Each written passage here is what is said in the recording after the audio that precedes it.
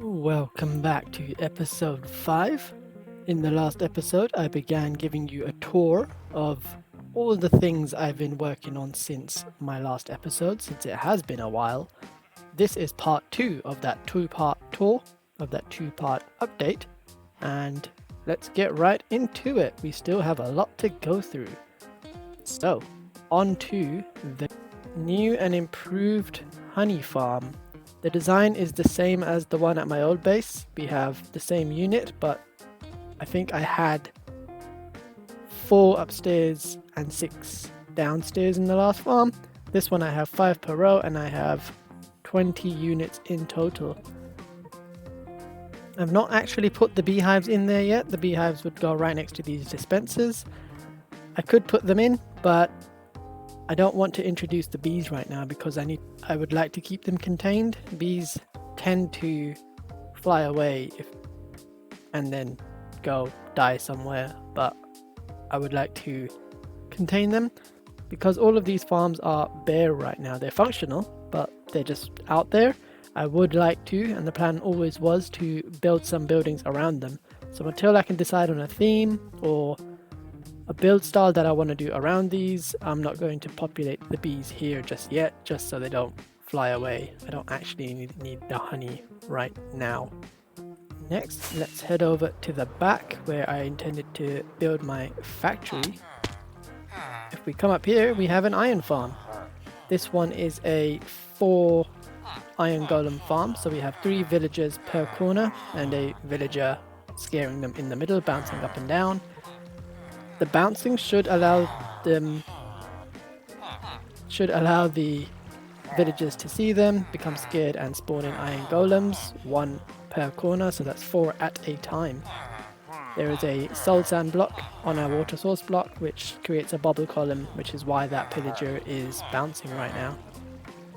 We hop down here, the iron golems get pushed down onto those soul campfire.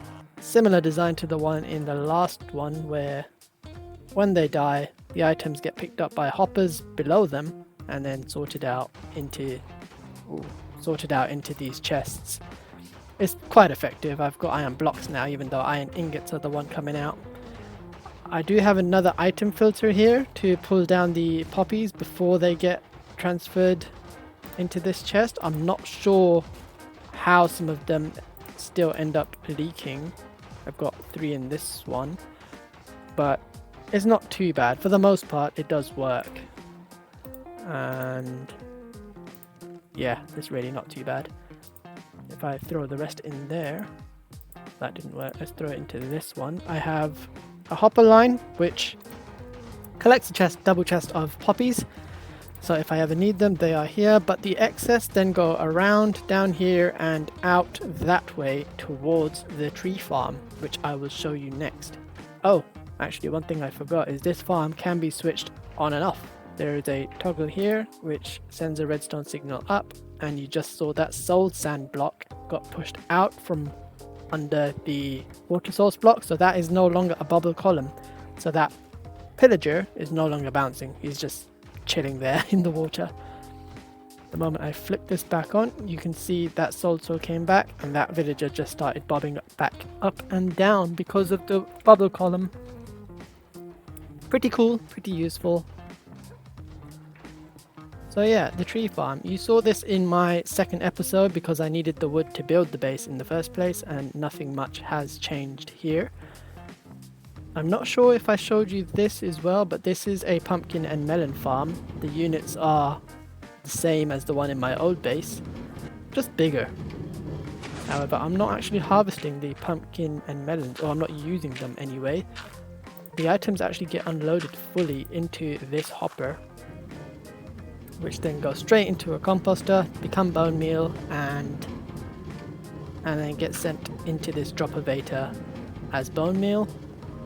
This hopper line actually comes from the iron farm, so poppies will end up coming through here straight into the composter as well. More bone meal, and that bone meal is actually fed right back into the tree farm, so I don't need to refill it with bones.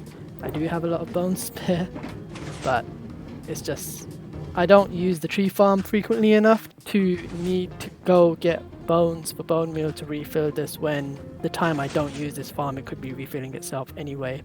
It's not as quick as I like. Maybe I will expand this. Maybe I'll make a cactus farm, a really big one, but we'll see. I do need a lot more bone meal because we have more farms. The next farm to show you is the bamboo and sugarcane farm. Again, this is also similar to the one at my old base. It is slightly bigger than the one I had in my last base. So we have sugarcane along the outside and bamboo on the inside. There is less bamboo, but because they grow so much quicker, I don't think it's a problem. And you can hear the rails. You can hear the minecarts running around and around. So let's show you that. For the outside, we have a rail going around picking up the sugarcane that gets output to this chest, and on the inside we have another rail running around the inside dropping off the bamboo, which gets output to this chest down here. So effective use of space, I think. I was told I could bring this unit one more down because the observers could actually pick up a block change on the bottom block actually. So I could have the observer on the bottom and the piston on top. Something I need to try out, but in terms of real estate, it's not going to save anything, but in terms of build height, it might, so it's something I will try out. Last but not least is a flower farm, and I think I mentioned in my second episode that there was actually a flower biome back here. I had a look at the fingerprinting, and this area here was the one that would give me, I think, the most variety of flowers. I think almost all of the flowers I can get from here, minus Lily of the Valley. But apart from decoration, the only other use for that flower is white dye. Ooh. Oh, creeper. Run. I don't think I have any arrows with me, so let's just bring that creeper over here and see if iron golems will deal with them. Come at me, bro. Golem, do your thing. Ready? Okay. You're useless. Okay, but yeah, flower farm. So we have all the flowers I could possibly need here. Lily of the Valley is, other than decoration, just some white dye, but I could use bones for that. The way this works is I can flick on this lever and this repeater clock will trigger this redstone line, which would trigger these dispensers full of water buckets. Turns out I did have repeaters between them, but turns out I don't actually need anything here, and I'm guessing by powering a dispenser it can also power a block next to it. So if I flick this on, you can see the water is dispensed at a rate where the grass is left empty for long enough between the flushes so that the dispensers below with the bone meal could grow the flowers again. And this is, I think, the quickest amount of time I can do. You can hear the clicking below. So if we turn this off, when I switch this back on, it also triggers this sticky piston which pushes these two observers together. That creates a clock, and that feeds all of the... That feeds all of... I can't actually jump back here, so let's run. Oh god. Run. Oh. Oh. I will be right back.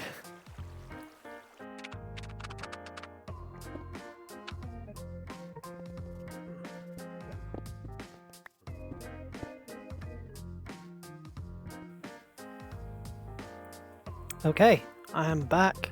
I haven't completely repaired this yet. I need to go get some more repeaters, but for the sake of this tour, these dispensers were powered and fire at every tick or whatever tick that those observer clocks output at, and that feeds all the way down so that the optimal area above these dispensers can get bone mealed and the flowers can grow. Then they get all the flowers get flushed down here into this hopper line and into those chests in the middle. It works pretty well. It works very well actually. Got a lot of seeds from the grass, but we've got a decent amount of flowers as well. All of these flowers are from this farm, and I've not even fully run this farm yet. I still need a way. I would like a way to automatically refill the bone meal and ideally evenly distribute the bone meal between them. So I think that's another circuit I need to figure out. That should be some fun, but I'm quite happy with how this one's turned out, and it is definitely scalable. But yeah, that's the final farm I've been working on. I'm not sure why these iron golems have escaped. They should fall into these inside this fenced area. But hey, whatever. That's the farm. Last but not least, let's head on over to Fandomland, where I was hired by Fando to... Wow, what a coincidence. I was actually hired by Fandomland to... Hello, Agent F.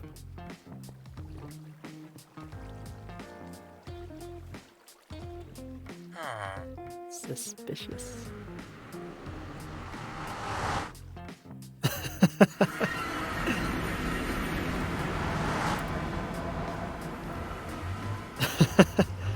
But let's head on over to Fandomland and show you if I can remember the way. Yeah, clickety clackety.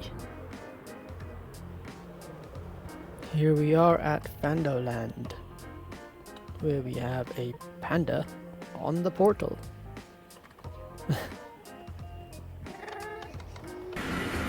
So, here we are at Fandomland. I won't show you too much about what's going on, but we have a lot of mobs. But the bit I was hired for is the Porta Potty 2.0. If you guys watched Fandomland's episodes, you know he had a Porta Potty for his Fandomland attraction. And when I watched that episode, I thought maybe the vacant sign, which was just a sign telling you whether it was occupied or vacant, could do with a bit of redstone. So I got in touch with Fando and he hired me to come up with something to address that. So we have redstone lamps, an observer, and a door. Slightly more improved version. How does this work? The door opens. Somebody comes in and the lights turn on because now the Porta Potty is occupied. You shut the door and the lights are still on. You can do your business, as I'm doing right now.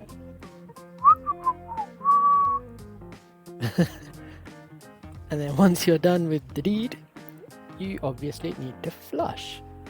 So, flush. Straight down into a sewer system. You end up into a sewer. And this, I believe, is still a work in progress, and I won't say too much more because it is Fandomland's project. But when you flush, the toilet is no longer occupied, so the lights turn off. It's like magic.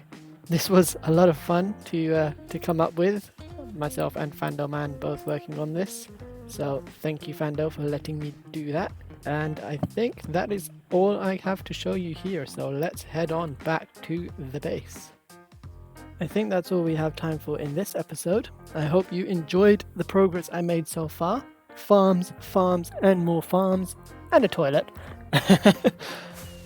Looking forward to the next one where I will continue to work on some of my projects.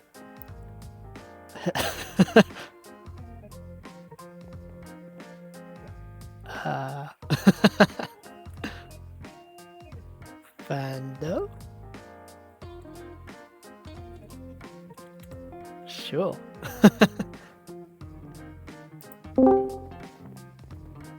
Hello, Agent F. Hello, Victor Vyrek. What is going on? I am recording my outro.